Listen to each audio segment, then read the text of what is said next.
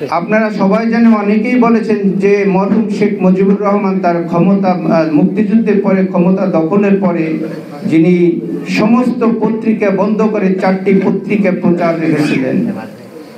এই প্রচার রেখেছিলেন কারণ হচ্ছে তার কুকর্ম, সেই দুর্ভিক্ষ, সেই তার রক্ষী বাহিনী তৈরি করা, তাদের এই কুকর্মকে ঢাকার জন্যই তারা এই সমস্ত প্রকাশনাকে বন্ধ করে দিয়েছিলেন।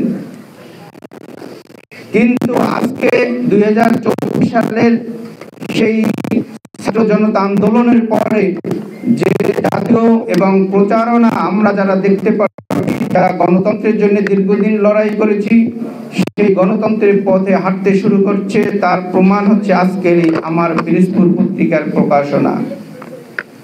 আপনারা দেখেছেন সেই গণভবনে আপা বিভিন্ন ধরনের আপা বলতে বলতে ফ্যান আউট এবং কয়েকজন নির্ধারিত সাংবাদিক যাদেরকে প্রশ্ন শিখিয়ে দিত, সেই প্রশ্নের উত্তরে উনি গদগদ করতেন এবং উনি সেই গুম এবং আয়নাগরের জননী হিসাবে তখন সেই তাদের উত্তর দিত।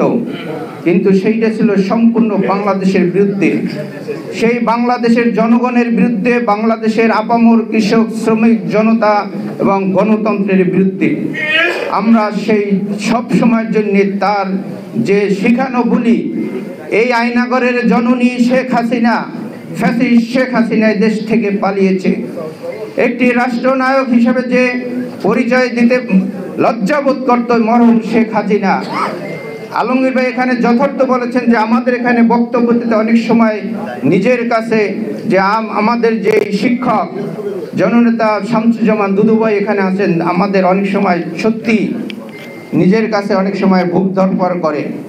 কারণ হচ্ছে তাদের সামনে একটি ভুল কথা বলা তার জন্য একটি বিব্রতকর অবস্থা।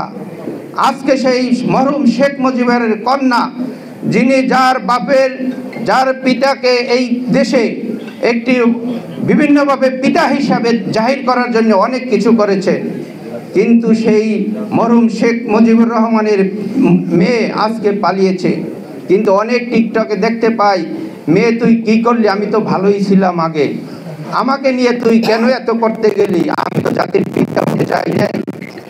তো এই যে আহাজারি, এটা কিন্তু আসলে আমরা তো দেখতে পাই না, কিন্তু ওই যে মরহুম শেখ মুজিবুর রহমান আজকে সেই বাংলাদেশে আজকে নিচ্ছিন্ন হয়ে যাবে, কারণ এটা আমরাও চাই না। কারণ এদেশ শহীদ প্রেসিডেন্ট জিয়াউর রহমান যেদিন সেই কালুরঘাটে সে স্বাধীনতার ঘোষণা করেছিল, কিন্তু সেদিন জীবনের ঝুঁকি নিয়ে, পরিবারের ঝুঁকি নিয়ে, হাতে অস্ত্র নিয়ে যুদ্ধ করেছে। আজকে আমরা তাদেরকে স্মরণ করতে চাই না, স্মরণ করতে দেয় নাই। আজকে আমরা বলতে চাই, আজকের এই প্রচারণা আমি মনে করি আলমগীর ভাই এখানে যথার্থ বলেছেন, যেন মেরুদণ্ড সোজা হয়ে দাঁড়াতে চাই। মেরুদণ্ড সোজা হয়ে দাঁড়াবে এই আমার পিরোজপুর পত্রিকা। কোনো এলজিডি কোনো কারো কাছে মাথা নত করবে না, কোনোভাবে যেন কাউকে যেন উপরে উঠা নিচে নামানোর জন্য কাজ না করে।